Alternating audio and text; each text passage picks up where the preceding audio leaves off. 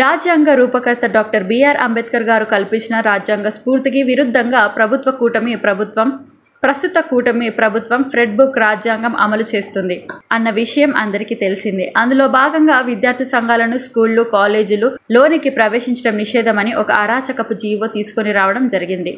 ఈ కూటమి ప్రభుత్వం కేవలం కొన్ని బడా కార్పొరేట్ యాజమాన్యాలకు కొమ్ము కాయడానికి, విద్యార్థుల పట్ల, వారి తల్లిదండ్రుల పట్ల వీరు చేస్తున్న దౌర్జన్యాలు విద్యార్థి సంఘాలు ప్రశ్నిస్తున్నాయి అనే ముఖ్య ఉద్దేశంతో ఈ జీవోతో వారి గొంతు నొక్కేయడం జరుగుతుంది.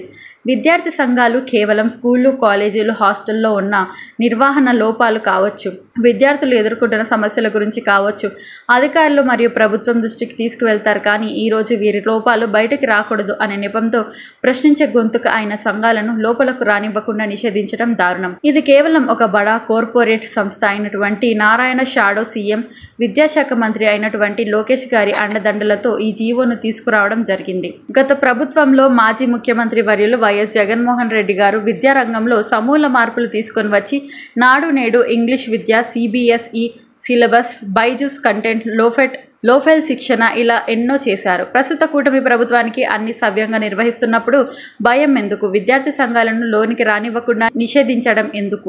తక్షణమే ప్రభుత్వం ఈ అరాచక జీవోను వెనక్కి తీసుకోవాలని వైఆర్ స్టూడెంట్ యూనియన్ గా మేము డిమాండ్ చేస్తున్నాము. రానున్న రోజుల్లో ఇతర విద్యార్థి సంఘాల మద్దతు కూడగట్టుకొని మరిన్ని తీవ్ర నిరసన కార్యక్రమాలు చేస్తామని హెచ్చరిస్తున్నారు. ఈ కార్యక్రమంలో వైఎస్ఆర్ స్టూడెంట్ యూనియన్ రాష్ట్ర సెక్రటరీ రాచాల సతీష్ బాబు, సిటీ అధ్యక్షుడు తౌఫీక్, రూరల్ అధ్యక్షుడు రోహిత్ రెడ్డి, సర్వేపల్లి అధ్యక్షుడు హేమంత్, కావలి అధ్యక్షుడు శ్యామ్, సూళ్లూరుపేట అధ్యక్షుడు తేజ, ఇతర నాయకులు పాల్గొన్నారు.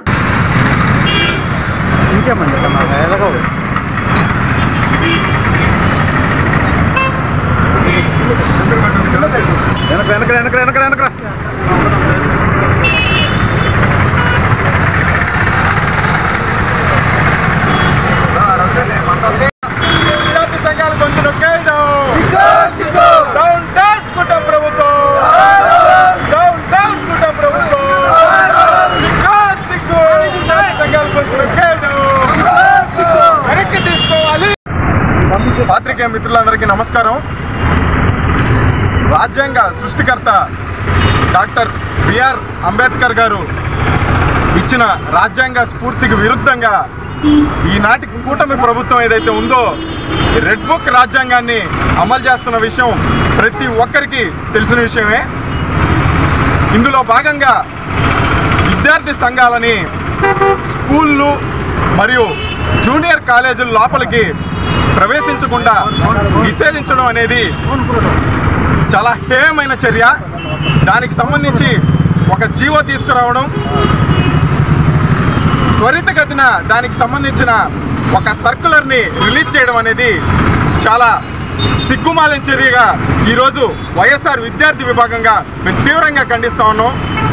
ఈ కూటమి ప్రభుత్వం కేవలం కొన్ని కార్పొరేట్ విద్యాసంస్థల యాజమాన్యం పట్ల, వారి పట్ల కొమ్ము కాయడం, అదేవిధంగా విద్యార్థుల తల్లిదండ్రుల పట్ల వీళ్ళ దౌర్జన్యాలని విద్యార్థి సంఘాలు వేలెత్తి చూపిస్తున్నాయనే కారణంతో ఈరోజు విద్యార్థి సంఘాలన్నింటినీ కూడా ఆ స్కూళ్ళు కావచ్చు, జూనియర్ కాలేజీల లోపలికి రానివ్వకుండా ఈరోజు అడ్డుకోవడానికి ఒక అరాచకపు జీవోని తీసుకురావడం జరిగింది. ముఖ్యంగా చూసుకుంటే ఇది కేవలం మంత్రి నారాయణ గారికి సంబంధించినటువంటి నారాయణ విద్యా సంస్థలుకి కొమ్ము కాసే విధంగా, వాళ్ళకి లబ్ధి చేకూరే విధంగా అక్కడ జరుగుతున్నటువంటి దౌర్జన్యాలు కావచ్చు, అక్కడ జరుగుతున్నటువంటి విద్యార్థుల పట్ల దూషణలు కావచ్చు, అదేవిధంగా విద్యార్థుల తల్లిదండ్రులను దోచుకునే విధానం కావచ్చు, వీటిలన్నింటినీ ఎక్కడ బయటపడతాయో, విద్యార్థి సంఘాలు ఎక్కడ వేలెత్తి చూపిస్తాయో, వాళ్ళ గళాన్ని వినిపిస్తాయో అనే కేవలం ఒక ముఖ్య ఉద్దేశంతో, అది తొక్కేయాలి, విద్యార్థి సంఘాల గొంతు నొక్కేయాలి అనే ఏకైక ఉద్దేశంతో ఈరోజు మంత్రి నారాయణ గారు, షాడో సీఎం అయినటువంటి విద్యాశాఖ మంత్రి నారా లోకేష్ గారి అండదండలతో ఈరోజు ఈ జీవోని తీసుకురావడం జరిగింది. ఇక్కడ మనం చూసుకుంటే విద్యార్థి సంఘాల ముఖ్య ఉద్దేశం ఏమీ లేదు. కేవలం ఈ ప్రభుత్వం స్కూళ్ళు, కాలేజీలు లో జరుగుతున్న ఈ ప్రభుత్వం నిర్వహిస్తున్నటువంటి స్కూళ్ళు కావచ్చు, కాలేజీలు కావచ్చు, అదేవిధంగా కొన్ని ప్రైవేటు విద్యా సంస్థలు కావచ్చు, ఇక్కడ జరుగుతున్నటువంటి కొన్ని అవకతవకలు, అక్కడ జరుగుతున్నటువంటి నిర్వహణ లోపాలు, అదేవిధంగా విద్యార్థులు ఎవరైతే ఎదుర్కొంటున్న సమస్యలు ఏవైతే ఉన్నాయో వీటిల్ని అధికారులు అదేవిధంగా ప్రభుత్వం దృష్టికి తీసుకెళ్లడమే విద్యార్థి సంఘాల ముఖ్య ఉద్దేశం. కానీ ఈరోజు విద్యార్థి సంఘాల మీద లేనిపోని అభండాలు చిత్రీకరించి లేనిపోని ముందుకు తీసుకొచ్చి ఈరోజు విద్యార్థి సంఘాల గొంతు నొక్కేయడం అనేది జరుగుతూ ఉంది. వైఎస్ఆర్ విద్యార్థి విభాగంగా మేము దీన్ని తీవ్రంగా ఖండిస్తూ ఉన్నాం. రానున్న రోజుల్లో ఇతర విద్యార్థి సంఘాలన్నింటినీ కూడా మేము కలుపుకొని ఇంకా తీవ్రమైనటువంటి నిరసనలు చేస్తామని చెప్పేసి ఈరోజు హెచ్చరిస్తూ ఉన్నాం. తక్షణమే ప్రభుత్వం ఈ జీవోని వెనక్కి తీసుకోవాలి. ఈ సర్కులర్స్ ఏవైతే ఉన్నాయో అవన్నీ క్యాన్సిల్ చేసి ఈ జీవోని వెనక్కి తీసుకోవాల్సిందిగా మేము డిమాండ్ చేస్తూ ఉన్నాం. నెల్లూరు నగరం ఈరోజు ఏదైతే వీళ్ళు చట్టం తెచ్చారో, ఈరోజు వీళ్ళు ఏదైతే జియోని తెచ్చారో అది విద్యార్థి సంఘాలు ఏవి కూడా దాతలు ఎవరు కూడా గవర్నమెంట్ స్కూల్స్ కావచ్చు, ప్రైవేట్ స్కూల్స్ కావచ్చు, కాలేజెస్ కావచ్చు దాని లోపలికి వెళ్ళకూడదని చెప్పి ఈరోజు ఈ యొక్క సర్క్యులర్ని వీళ్ళు రిలీజ్ చేయడం జరిగింది.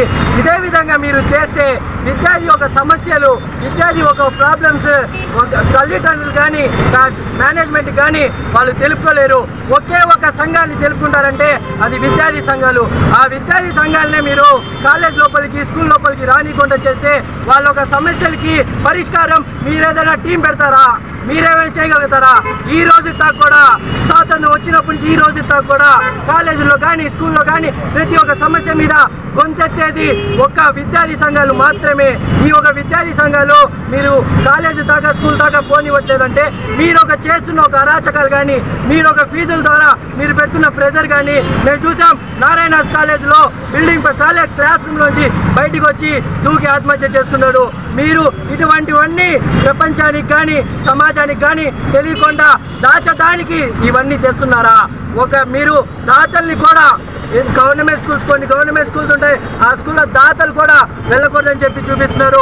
మన మూలాపేటలో వేద సంస్కృత పాఠశాలలో రేకులతో స్కూల్ ఉంది. వర్షం పడితే ప్రతి బిడ్డ ఏదో ఒక మూలలో వెళ్ళి దాక్కునే దాకనాలు ఉన్నాయి. అక్కడ కూడా మీరు దాతల్ని కూడా వెళ్ళనీయకుండా చేస్తున్నారు. మీరేమైనా న్యాయం చేస్తారంటే మీరు చేసే పరిస్థితి లేరు. మీరు ఇదే విధంగాని ఇటువంటి చట్టాలు తెస్తే మేము అసెంబ్లీ ముట్టడికైనా కలెక్టర్ ముట్టడికైనా దేనికి కూడా వెనుకడికి వేయకుండా రాబోయే రోజుల్లో ఖచ్చితంగా మేము అసెంబ్లీ ముట్టడి పెట్టడానికి సిద్ధంగా ఉన్నామని చెప్పి తెలియజేస్తున్నాం. ఈ వీడియో కనుక మీకు నచ్చినట్లయితే లైక్ చేసి షేర్ చేయండి. మరిన్ని లేటెస్ట్ అప్డేట్స్ కోసం మా ఛానల్ ని సబ్స్క్రైబ్ చేయండి.